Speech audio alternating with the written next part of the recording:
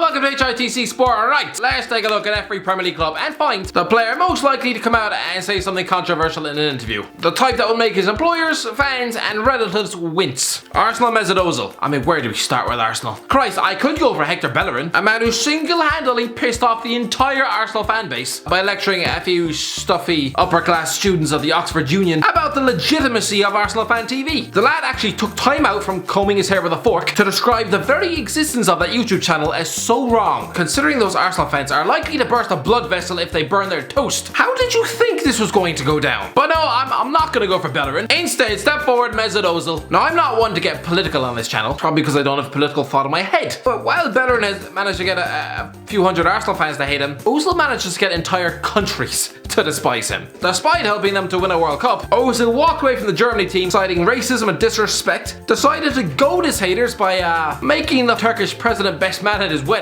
Oh yeah, and recently there was comments about the treatment of Muslims in China, which caused some of Arsenal's Asian contingent to burn his shirts. Now listen lads, I'm not saying whether Ozil is right or wrong. To be honest, I don't know enough about either situation, but it doesn't matter if he's right or wrong. It's controversial. Don't forget Nelson Mandela, one of the most inspirational men of the 20th century. By definition, he was controversial. I ain't just digging a hole. So am I going to shut him up? You're going to... I thought... Can't believe... He's a great man, Mandela.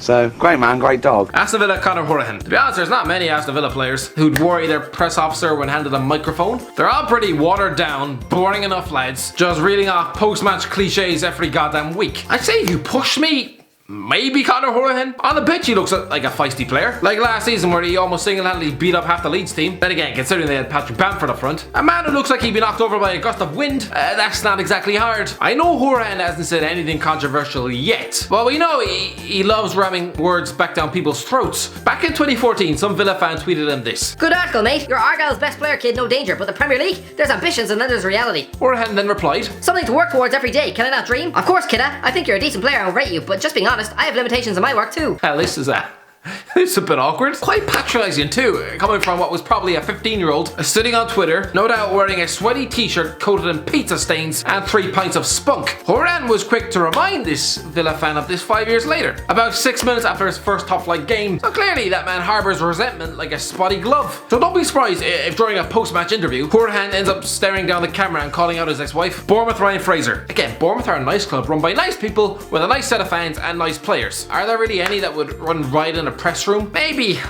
Ryan Fraser. Like last summer, reading between the lines, this man wanted to move to Arsenal and...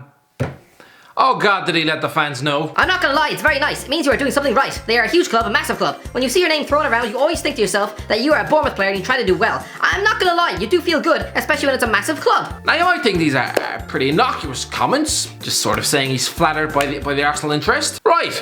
Imagine if you go home to your wife and when being challenged about some flirty text from your receptionist, you describe the interest she's shown in you as very nice. Lads, you've been made to sleep on the f***ing couch. Right to Matt Ryan. Here's what Matt Ryan said about speculation linking him with Man United in late 2018. "If I'd actually played for every team I've been linked with through the years, I would have represented Real Madrid, Liverpool and quite a few others by now." Real Madrid? Are you expecting us to actually buy that? Actually now that I think of it, they were once linked with Stephen Fletcher, so maybe Matt Ryan is telling the truth. Maybe Real Madrid did want him. Burnley Joe Hart. Yeah, if we're looking for controversial comments, step forward the perennially outspoken Joe Hart. Where do we start with this shampoo salesman? Christ above. Even just last week, the man used a BBC punditry gig to advertise for a better job elsewhere. If I went on live national television and pleaded for another YouTube gig, my boss would probably chain me to a bath and harvest my f***ing organs. Not that I would ever want to abandon my football channel. Who'd want to do that?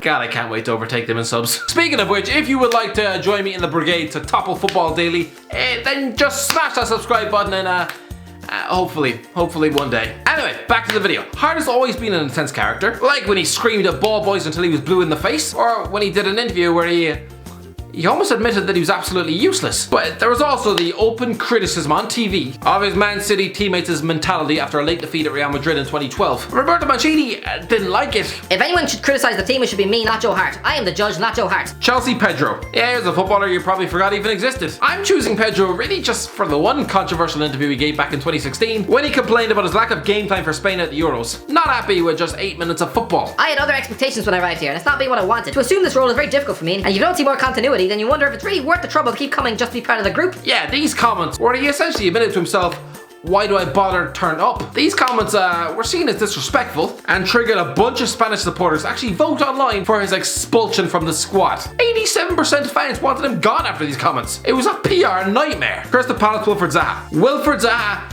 he just doesn't give a shit. Even back in 2012, when he was an unproven teen stuck halfway down the championship, the lad was comparing himself to both Messi and Ronaldo, whilst finding claims that Brighton's Will Buckley was a better player than him as absolute nonsense. Christ, that's a bit much. I know Buckley wasn't exactly a world beater, but to write that off as nonsense before you've even kicked a top-flight ball in anger, it's not as if Buckley was some Sunday League potato born with 6 toes. He could still cross the f***ing ball. He was decent. Then there was when Zaha did an interview trying to explain his troubles at Manchester United by calling life at the club hell, made worse by the fact that the club hadn't even given him a car. Yeah, I'm sure being paid £50,000 a week to sit on the bench is the very definition of hell. I spend 16 hours a day working in a Chinese sweatshop where you juggle losing fingers in between daily beatings from the boss, instead of just sitting there in your mansion complaining about your employers not buying you a car. He later find time to criticise Gareth Southgate for not selecting for England, throwing a strop to such extent that he actually switched international allegiances. And of course, last year Zaha spent the summer whining about being stuck at Sellers Park, despite signing a 6-figure 5-year deal just 6 months earlier. Everton mortgaged Schneiderlin. There's been several times where that man probably wishes he hadn't opened his bastard mouth. Like when he admitted he may have left Manchester United too early. Yeah, great thing to admit to the Everton fans who pay your massive wages. It's like admitting to your current wife that you may have been too hasty when ending the previous marriage. Leicester Kasper Schmeichel. We don't have to go too far back for Kasper Schmeichel, do we? Let's not forget he let rip in a rant at the officials following a 4-0 home defeat to Liverpool. I think it was a bit tough. We were in the game until the referee had to make himself a hero, and from then on we lost our composure. Until the referee had to make himself a hero. Considering you got battered at home by 4 goals, just makes you look like you can't face reality. Liverpool Dejan Lovren. I almost went with James Milner because he has actually been quite outspoken in the past. But no, 100% Dejan Lovren for these comments alone. Dejan Lovren, Croatia's World Cup run proves I'm one of the world's best defenders. No. The man went on to say that Sergio Ramos makes more mistakes than him, and he was later banned for one international match after goading Ramos online following Croatia's 3-2 win over Spain in the Nations League. Christ, I know Ramos broke Salah's arm and cost you a Champions League medal, but still, let it go. Man City Sergio Aguero. They say he's been an absolute dream at Man City and never any trouble, but every year it's the same bastard story. Aguero plans Argentina return. I play in Europe, but I've always said that I'd go back when I'm 29. Aguero considered return to Independiente in 2012. I love Independiente, and when they were relegated, I even thought about moving back there. I wanted to help the club go up again. I definitely thought about it, but my agent told me City would have killed us if we had. Sergio Aguero wants Independiente transfer when Manchester City contract expires. I'll return to Independiente in 2018. Sergio Aguero, Manchester City striker to leave in 2019. Sergio Aguero confirms plan to leave Manchester City for Independiente in 2020.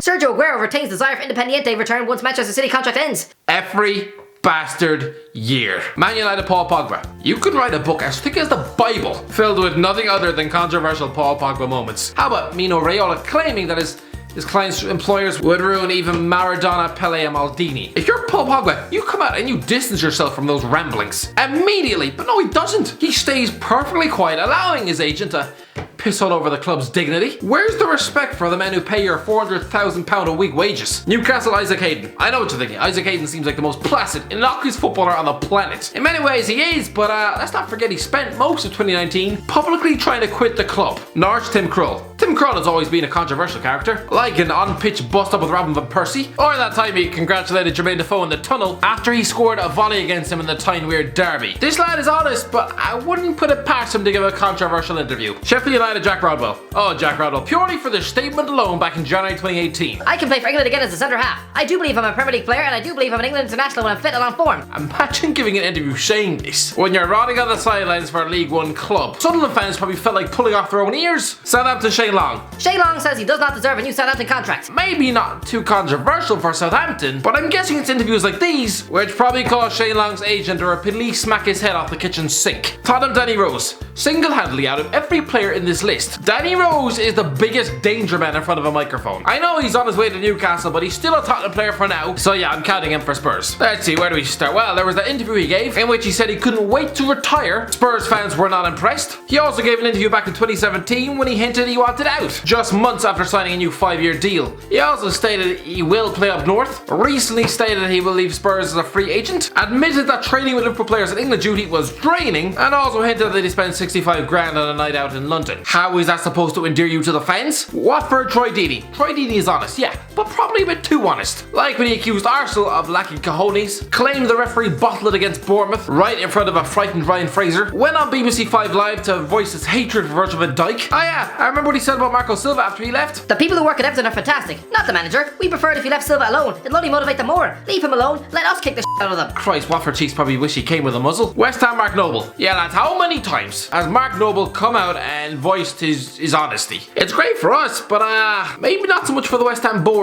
Wolves Connor Cody. Yeah, remember over Christmas, Connor Cody came out on live television to completely rip VAR apart. It's not good enough. Connor Cody's emotional reaction to VAR decisions. It makes a change to the usual title that company gives their videos. Heated debate! This is sort of like that 2019 version of Charlie Austin's famous rant in favour of VAR last season. This was sort of the evil opposite version. Anyway, that's it in the video, lads. Let me know what you think. What player do you have at your club that is the most controversial in front of a camera? Let me know in the comment section below. If you enjoyed the video, don't forget to give a like, share, subscribe, and as always, talk to you in a while.